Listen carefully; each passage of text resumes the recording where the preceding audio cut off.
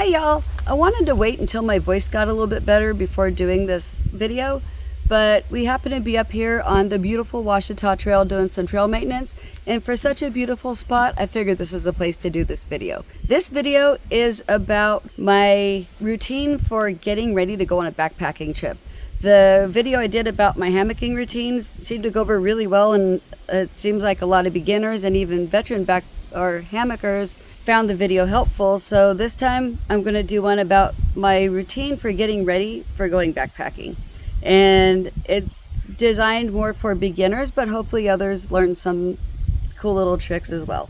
So if you saw the title for this video and thought that this had more to do with my training and how I get ready for a hike, it's not. It's about, making sure we have everything we need. For my training, I use a weighted vest and I walk a lot, and I also do a lot of weightlifting. So those are my things, and it's all really I do.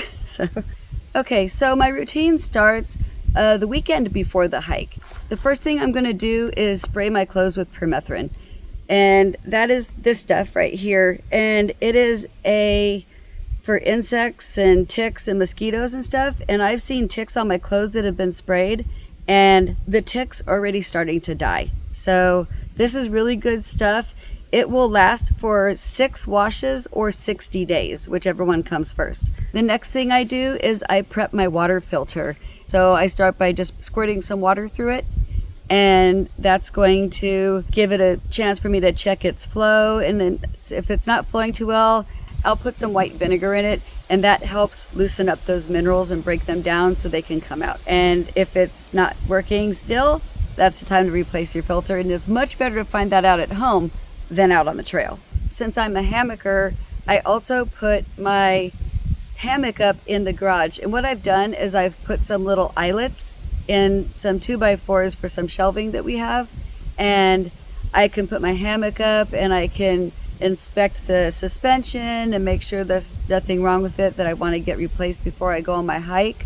So while I have that hammock up, I put my sleep clothes in there, and then I put any consumables in there like my hot hands, wipes, meds and vitamins, Leuko Tape, coffee, and clean undies. The coffee, I drink my coffee black, but if you're a person who puts cream and sugar in your coffee, I wouldn't have that in your hammock with you because of just the smells, and it could attract animals. Then the next thing I do is I charge up my electronics, and that's gonna be my battery bank, my inReach, my iPod, yes, I'm that old, and my battery box for my car. So this is my battery box, and what it is, I can just hook it up to my battery, turn the thing on, and get my car started. This is a really useful thing to have, because if you're at a trailhead where there's not very many people coming through and there's no cell service and your battery's dead, that's a really bad day. So, and a lot of times, even if there is someone else there, the way cars are parked, they may not be able to get their vehicle close enough to yours to give you a jump. So this thing is self-contained. You just hook it up, turn it on, and you're good to go. It also has a little compressor inside for putting air in your tire. Boop. So this is a really, really good thing to have. If you have a dead battery, make sure you know how to deal with your car's anti-theft mode if that happens to pop on due to the dead battery. So like on my car, I have a GM type car, and I have to close the door, lock the door, unlock the door, open the door, and then that will void out the anti-theft mode. So it'll turn it off so I can get my car started. Because if you're at a trailhead of no service and all of a sudden you realize your car has this anti-theft mode thing and you don't know how to turn it off, there's no way to look it up. So make sure you know how to do that before. If you do have a flat tire, make sure you know how to change a tire when you get out there so you can put your spare on. My car does not have a spare, so I carry a tire plug kit. So that way I can fix it if it gets a flat or something. Also, keeping in mind with the fact that we do travel through areas with not a whole lot of cell service, other things that I take with me in addition to the boost box are a JB Weld steel stick, a tire plug kit, and also I take a roll of aircraft speed tape. This is aircraft speed tape. You know those things you see on Facebook and TikTok or whatever, and people are looking out the window of their plane and they see guys out there duct taping the airplane together, and they're like, what on earth are they doing? They're not duct taping the plane together. This is aircraft speed tape, and we use this if we have something that needs to be fixed and the plane's got to fly and we just can't get to it. And there's certain things we're allowed to use it on and certain things we're not. But it's actually a type of metal. It's made of metal. You can see I can bend it and it stays bent. So, and it's super sticky. So it's actually a structural tape, and it's made of aluminum. This whole roll weighs about 2 pounds. So this is some serious stuff. They are not duct taping your airplane together, right? And also, talking about issues with cell service, before I leave, I always go ahead and I download that map and the directions on my phone from Google Maps. So that way, if I get into an area where I lose service, I still have directions on how to get there. One of the things I like to do is I like to go to the trailhead the day before. So that way I can spend the night at the trailhead and get a really early morning start on my hike. So I have duplicates of everything in my car that I might need for camping, because I don't want to have to tear into my pack and take things out and then find out when I'm on the trail that, oh crap, I never put my headlamp back in there or something like that. So that's one of the things I'm always thinking about. But what I did is I made a trailhead bed for the back of my car. So when I lay my back seats down, they're not totally flat. So I have made a little board that props the foot end up so that I'm laying level. At the bottom, I'll also have room where I can put things like my shoes, my trekking poles, anything else like that. So a little bit of extra storage, some extra blankets for in case it gets cold. I've also made a second piece that can go in there so that way my husband can sleep with me. And that came out really wrong.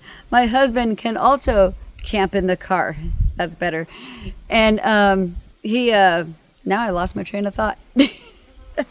We'll just do this one for just me sleeping in there. We'll take the other piece out. Then I have some stuff that's called future foam that goes on it, and then a sheet and a comforter and a pillow, and then I'm set to go.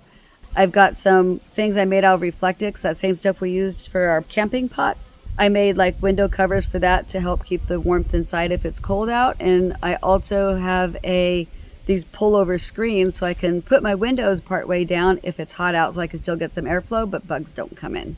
Another thing that I do, because these maps you buy, they're huge, you guys. I mean,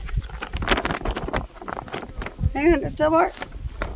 They're huge. So who wants to carry a map this big while you're hiking, right?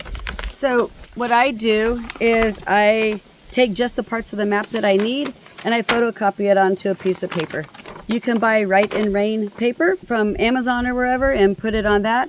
Or you can just take the map and put it in a gallon Ziploc bag so that way it doesn't get wet if it's raining. So another thing I do before I go is I get the trail conditions, and you can find those from different websites, like for the trail organization who maintains the trail or all trails.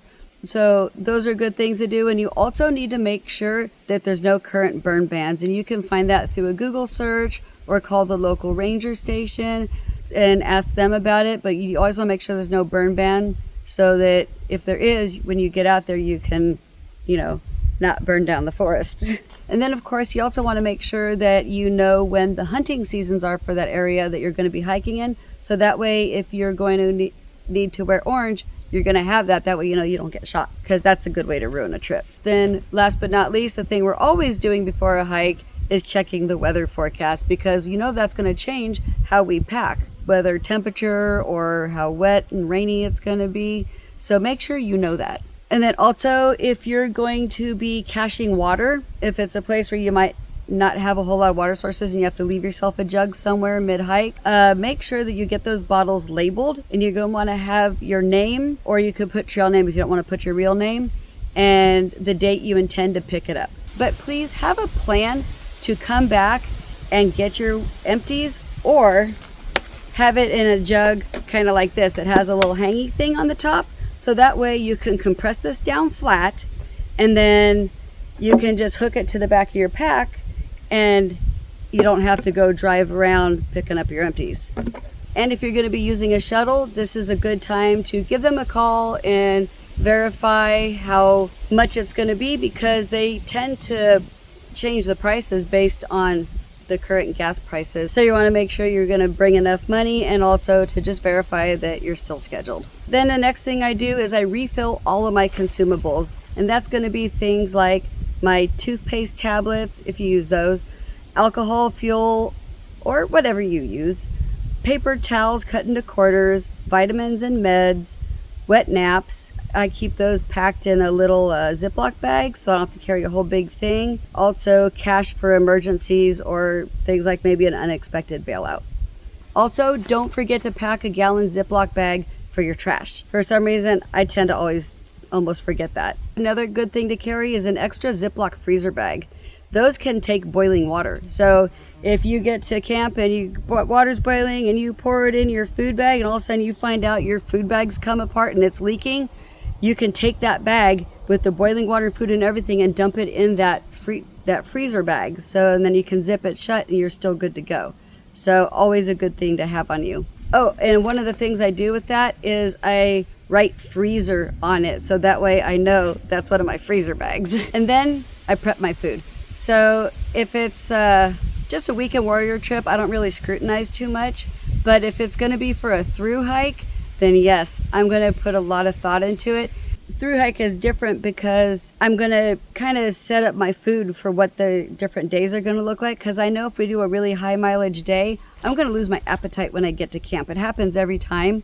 So I pack some smaller portion meals for those kind of nights, and then I'll mark that bag as high mileage. I take all of my snacks and everything and I put them together in a quart Ziploc bag.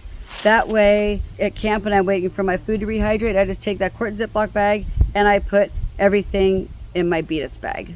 This is my Beatus bag, and I keep the snacks I'm going to have for during the day in this, so I can just walk and eat, or I don't have to go digging in my pack. In it I keep obviously my snacks, because that's what we're talking about, but I also keep things like my compass.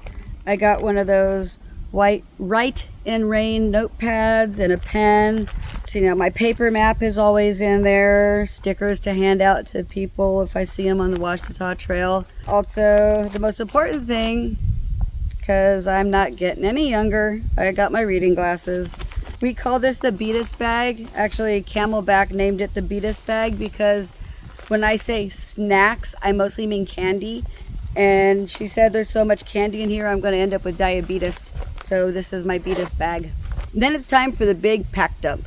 And I just basically empty everything out of my pack. And I'm one of those people, I don't take everything out of my pack after a trip. Things that are always going to be in my pack for every trip, I just leave them in the pack. What's the reason of taking stuff in and out? But just to double check everything, I dump the whole thing out. And then on my phone, I have a app called Checkoff. I saw it on an ultralight backpacking Facebook group, and it really works good. So I can just take the app, I open it up, and then I just go to my list for my backpacking, and I hit the list reset button, and then it resets my whole list. And I have the list set up that it's basically organized by different parts of my pack. So as I hit each item, it disappears off the list. And that ensures that my squirrel brain doesn't leave something really important behind. I've checked it all as it goes back into my pack. And then I take my actual hiking clothes and I put them in a separate, like a stuff sack kind of thing. And those just go in my car so I can change into them the morning of the hike. And then the day of the hike, when I'm leaving, I take, ooh, the wind popped up. Oh, that breeze feels lovely. Then the day of the hike, I take all of my quilts and the stuff that's down, and that's when I stuff them into my pack. I don't do that the weekend before because that stuff sitting compressed for too long really isn't very good for it. So I wait till just before I leave to go ahead and stuff that down and compress it. Then I have a little tiny ice chest that I like, and I put my stuff in that. So some drinks for the drive, and then also some kind of little special treat for after the hike, which is usually a tasty beer or something. And then finally I get the car gassed up, and I buy my Diet Coke because that's my traveling drink, and I put that in there, and then I am off. So I hope those of you that are newer to backpacking have found this list helpful.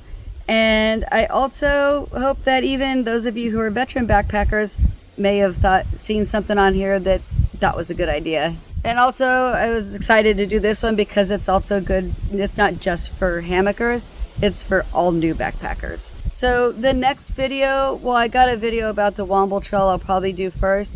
And then I'm going to do a video about my post-hike routine, which is going to be a lot of gear care tips and stuff like that.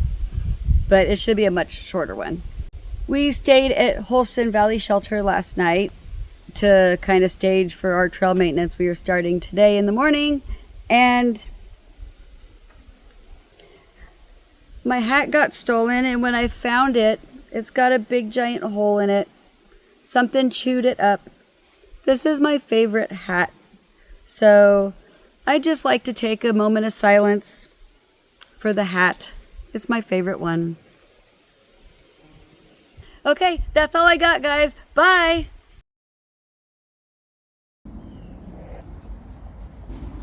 I got a new hat.